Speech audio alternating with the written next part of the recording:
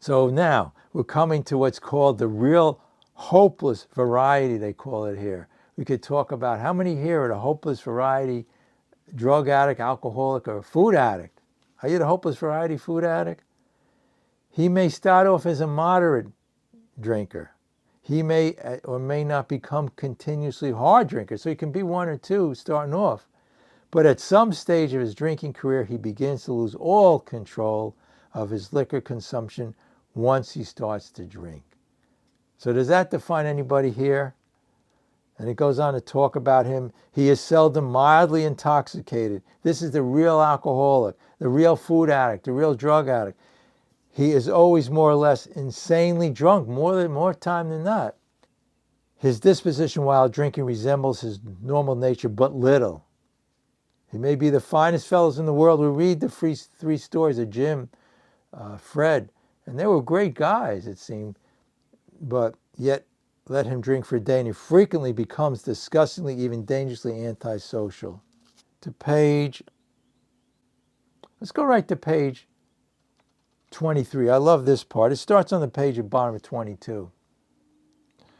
We're equally positive that once he takes any alcohol, whatever, into his system, something happens both in bodily and mental sense, which makes it virtually impossible for him to stop. The experience of any alcohol will abundantly confirm this. So he has an allergy, right? It's telling you here, bodily and mental. The allergy of the body, mental obsession leads to the phenomenon of craving. So he's bodily and mentally has a problem, the allergy, right? But the mental one here is really interesting. The experience of any alcohol abundantly confirmed this. But it's saying here about the mental component, and this is really important. But these, because that's what we do here through the 12 steps, we're changing our perception, which we discussed already. These observations, the observations about the allergy, would become pointless and would become academic, meaning not important and pointless, if our friend never took the first drink, thereby setting the terrible cycle in motion. So it's talking about the allergy of the body, that first drink. One is too many, 1,000 is never enough. We talked about that in the doctor's opinion, and his mind rather than his body. So it starts in your thinking, and that's the beauty of it, that when we work these steps and change our thinking, the allergy, the substance becomes academic. Why don't we hop right over to page 24 and 25. These are most amazing, and I believe it too, and I heard the other day 25 is one of the most, when they take a vote, respected pages and utilize the most. 24, and this explains the dilemma we're in, and it's in italics, which means it's really important. The fact is that most alcoholics have, for reasons yet obscure, have lost the power of choice and drink. Our so-called willpower becomes practically non-existent. So our willpower is telling us, isn't this part of step one, we're powerless? Our willpower became practically non-existent. This is all step one. We're powerless, it says step one, right? If you liked the video so far, press the like and subscribe button. We are unable at certain times to bring into our consciousness with sufficient force the memory of suffering, humiliation of even a week or a month ago. We're without defense against that first drink. You know, common sense has become uncommon sense. Everything I did now is through my self-will trying to do it. I couldn't. Everything I tried, I'm telling you, I tried a million different things. How many diets, how many self-help books did I have? How many people did I ask? How do I do it? And I also talk about, a few months ago, I saw a group of people, all these scientists and doctors, like Dr. Silkwood said, the doctors and scientists don't have the answers. Dietitians, PhD in all of these fields. And they were discussing, it was about 2 hours long, how to resolve this addiction to food. They talked about all the different diets, high carb, low carb, keto, protein, all these different diets. And they talked about different ways of doing it. One person says, what you do when you get hungry at night is brush your teeth, go to sleep earlier, take a shower, go out somewhere and get away. You know, and really all those things I tried didn't work. The one word I didn't hear, and it says common sense would be, all those things had a lot of common sense. I mean, to go out, if you feel like you're going to eat and you leave the house, you're not near the food, that makes a lot of common sense. To maybe do something like brush your teeth and to do that, or to drink a lot of water, people say just tons of it, bloat yourself up. Okay, yeah, that should work. All of these things that all the people told me to do didn't work. All the the doctors had all of the stomach surgery and pills. They talked about the barometric and tying the stomach up. Doesn't work. And they talked about his pills and all that they're going to come out with these medications. They have these medications and these other medications that people have been taking. They realize these some diabetic medications, make you lose weight. Really what they're doing is poisoning the body. So, and they had all of these ways of doing it. But ultimate thing is they don't work. So it's telling us here that. And so anyway, so the one word, pertains to our program I didn't hear, was the word spirituality, a spiritual solution. Not the one thing I didn't hear throughout. And Dr. Silkworth, when he wrote this, he didn't even want to use that word. He called it moral psychology. And he realized he might have been, sent out from the medical field, and they wouldn't let him practice if he started talking about spirituality as a cure to these diseases. But here we have it. Here it tells us we can't do it on the bottom of 24. Now, the bottom of 24, it starts to say, when this thinking is fully established in individual alcohol tendency, he probably placed himself beyond human aid. Beyond human aid. All these things these people in this lecture are talking about was human aid. Human. And Dr. Silkworth said the synthetic knowledge of the doctors and sciences of the day couldn't help him. And he realized when Bill came in, Bill had a new way of thinking. For the third time, Bill was in the Townsend Hospital, and Bill walked in there. And all of a sudden, he looked, and he saw a change in him, and Bill started to explain it. And unless be locked up, may die or go permanently insane. So the only answer we had up to now is they lock us away. We went away. They took the key and locked us up. And we went insane. Our addiction brought us into insanity. Actually, when we're in our addiction, whether it's food addiction or drug addiction or alcohol addiction, we're insane. We're making that particular material thing our higher power. Our whole life becomes centered around that. And then we wonder why we're miserable, because when it's not there, we become miserable. We never get enough of it. Unless locked up, may die or go permanently insane. These stocks on bottom of page 24 and ugly facts have been confirmed by legions of alcoholics throughout history, but for the grace of God, there would have been thousands more convincing demonstration.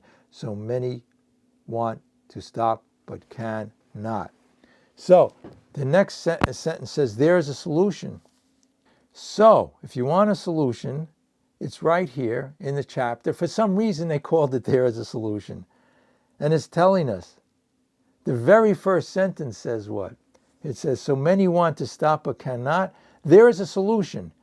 Almost none of us like the self-searching leveling of our pride and the confession of shortcomings with which the process requires for successful consummation. Didn't we read on page 14 when I started? If you came in a little bit later, we read on page 14. Simple but not easy on the top. A price had to be paid. So it's telling the same thing here. It meant destruction of self-centeredness. I must turn all things over. Okay, we're talking about step 3, the whole program here. And it says here that we requires the leveling of pride. So we had to give ourselves over. But we saw that it really worked in others, and we had come to believe in the hopelessness of futility of life as we had been living it. So page 25 talks about we had to hit bottom. We had to realize how our life was hopeless and futile. Up to then, we didn't know. We figured if we could still try to control life, things would be good. If we can control this, if other people, we can tell them how to live their lives. If we knew how to live ours, everything would be great. But it was futile.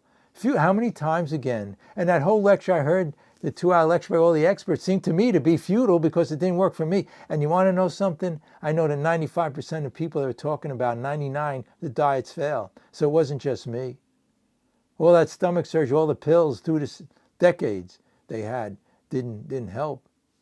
When therefore we approach and those of whom the PROM have been solved. So who are the people who the PROM have been solved? These are these people who have already been in the program. And that's why we read before that we're the ones who could really help somebody. It talked about. It says that we're the ones, not all the experts, because we've been through it and we've been through these steps. There was nothing left for us to do to pick up the simple kit of spiritual tools laid at our feet. There's only one solution, a spiritual solution.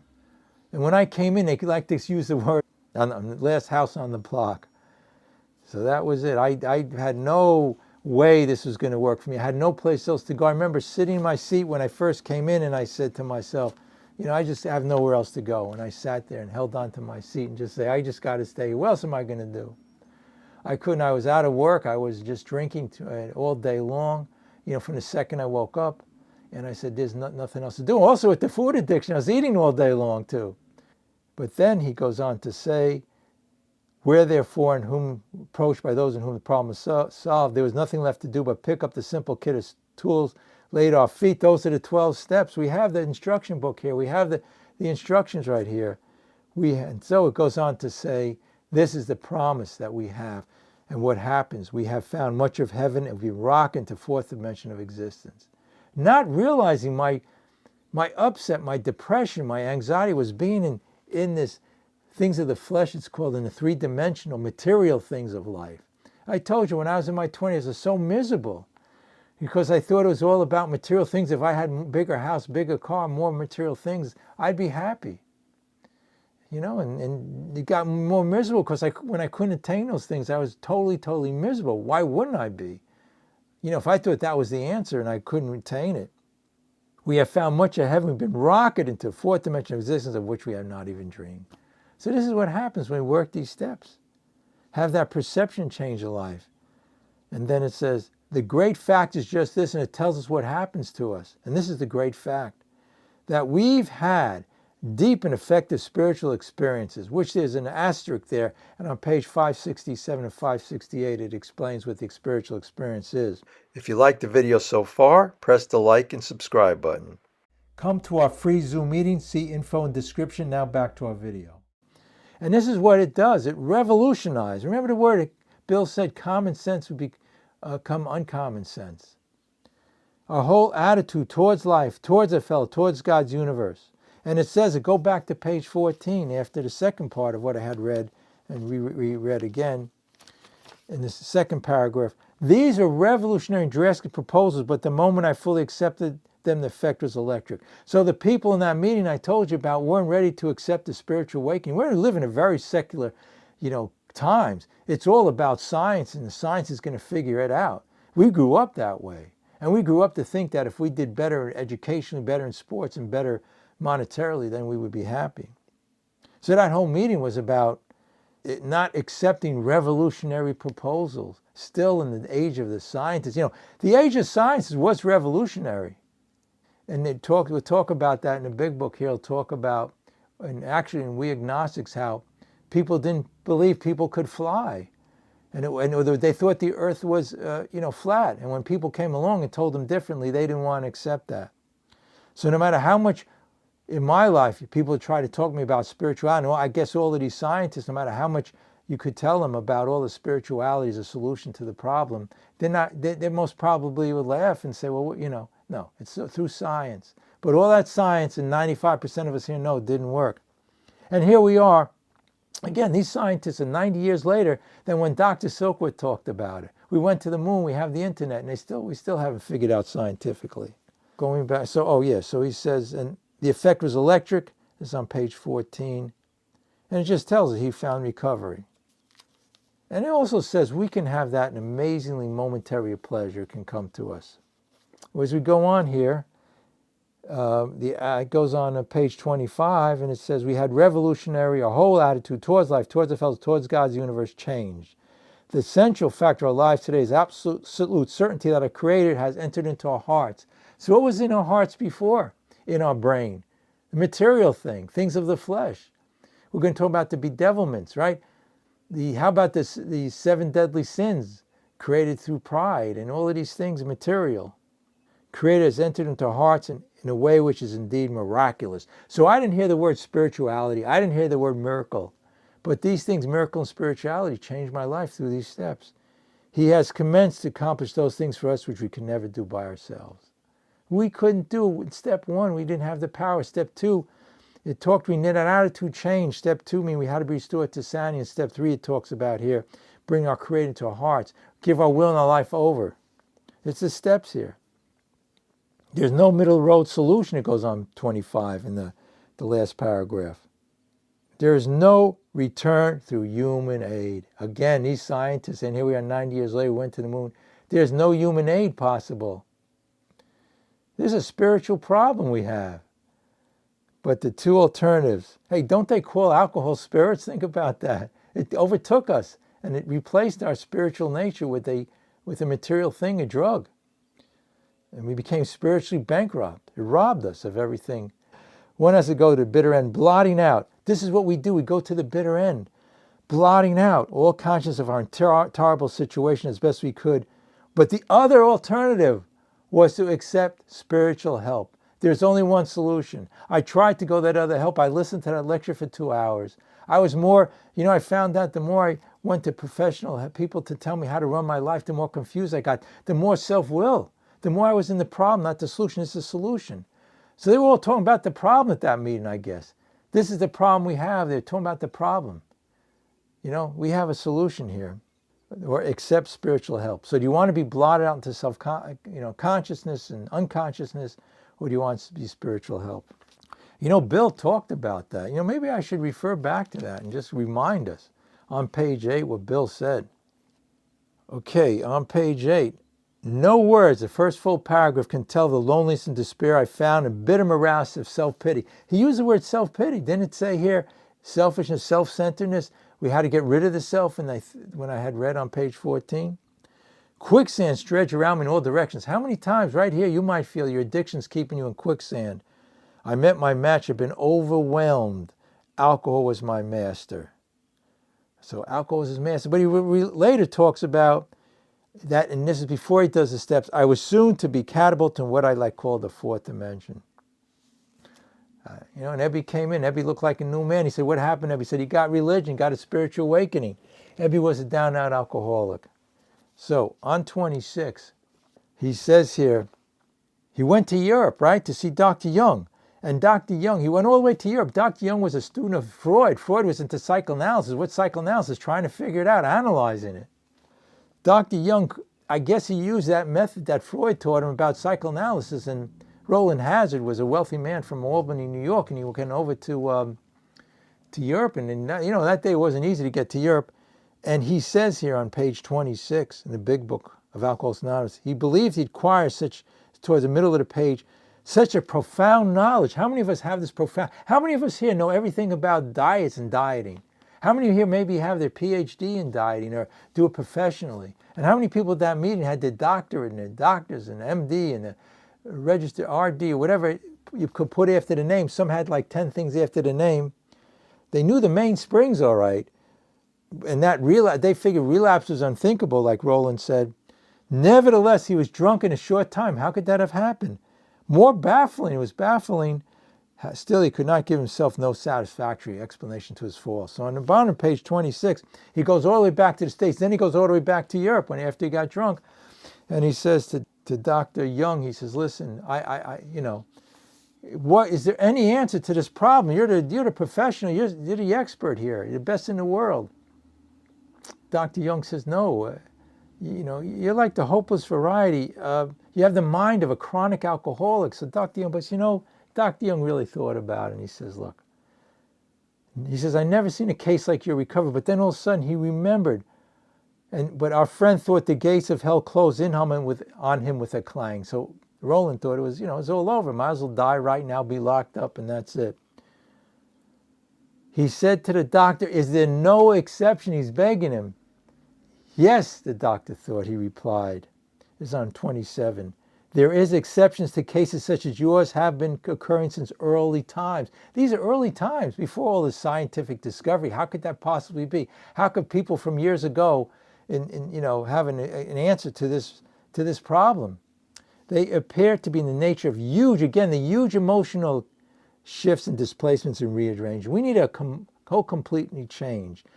And explains it in detail. Ideas, emotions, and attitudes which once the guiding forces of the lives of these men were suddenly cast to one side, and a completely new set of conceptions and motives began to dominate them. It explains it here. We need new conceptions. We don't need to try to control the alcohol, the food, or control people of life. Step 1 said we're powerless, but we need it, and we had to be restored to sanity. So what is that new conception change? It's being rocketed into the fourth dimension, where we get out of the old self into a new way of thinking. In fact, I've been trying to produce the same emotional results in you. But he also goes on to say, about his religious convictions were very good, but in this case, it did not spell the necessary vital spiritual experience. A lot of us are in a lot of religious groups and organizations, and we've done religion our whole lives. It wasn't until I worked the steps, and then the steps brought me to that spiritual awakening. And then when I went back to my religion, these other philosophies, it says, oh, that's what it's all about. It's giving our will and our life, step 3. I didn't realize that. I tried again, do it through dogmas, and you hear a lot of religions have these different ways of doing things. But here, these desperate people who were coming from religion, actually it was based on the Oxford Group, which was a Christian religious organization, but they wanted to put it together so that an instruction book, you could have a shelving unit, but if you don't have, you could look and try to figure out how to do it, and somebody could give you ideas. You could have all the knowledge of how to put it in a shelving unit. You could have it, but if you don't have the instruction book for that particular thing in front of you, they gave us the instruction book. How amazing is that? And he goes on to say, and it made him a free man on page 28. I didn't know what freedom was. I thought maybe freedom meant that I wasn't locked in a prison of solitary confinement. I didn't realize I was like in prison my whole life, which it seemed at first a flimsy reed. I came in, how could this possibly be? I saw the steps on the wall. I said, that's got to be a flimsy reed. I didn't even want to accept in the first few years. I said, how could that possibly do it? I was still going to meetings trying to figure it out and in the problem. I said, this is what happened to me. Can anybody here help me? Give me your phone number. Tell me what to do. Share. And then I called up 10 people. It was interesting. When I first came in the meeting, I had a sponsor, and he was retired, and every day, I would call him every day and explain my problems to him. 2 years later, I was as miserable as the day I walked in. I go to the meetings. He said, you either wear it or share it. And when you share it, you have it. And actually, here I was 2 years later, just as miserable. Then some guy said to me, he was in the parking lot where the meeting was, he says, listen, we have a meeting, to take you through the big book. I went to his apartment, he started taking me through the big book of Alcoholics Anonymous and did the steps through the big like we're doing here. And all of a sudden, the whole thing opened up. That what we read here came in, was in black and white, now it was in color. I see there's a whole new way of thinking to rise above. And when you hang around here next, we'll be talking about we agnostics, where they said they rose above their problems, a new liberation. And they were talking about, again, the history is so amazing. The Wright brothers did flight, but they said a new kind of flight. So it says here that we seem that first, the flimsy reed has proven to be the loving and powerful hand of God. It's telling you the answer, the solution. We have it right here in front of us.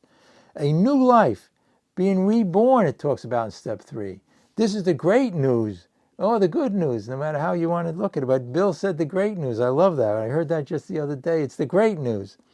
A new life has been given us, or if you prefer, a design for living that really works. And what did Bill say on page 15 he needed? Go to page 15 and he says, on the bottom of the first full paragraph, it's a design for living.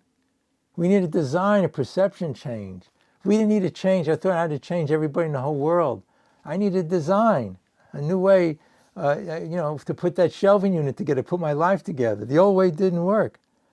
And so he talks about William James. William James wrote an amazing book, Variety of Religious Experiences. And in that book, if you read it, it says how you can find it more than one way. That's the whole point of that. There are many ways to find it. It says no matter your race, creed, or color, are the children of a living creator.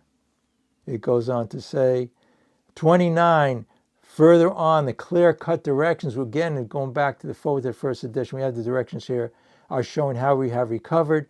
Each individual in the personal story describes in his own language and from his own point of view the way he established his relationship with God. The stories talks about that they're in the problem, but they have the solution, and it's all about a relationship with the higher power, which we're going to get into. We agnostics, we have a few, it's amazing as we go through.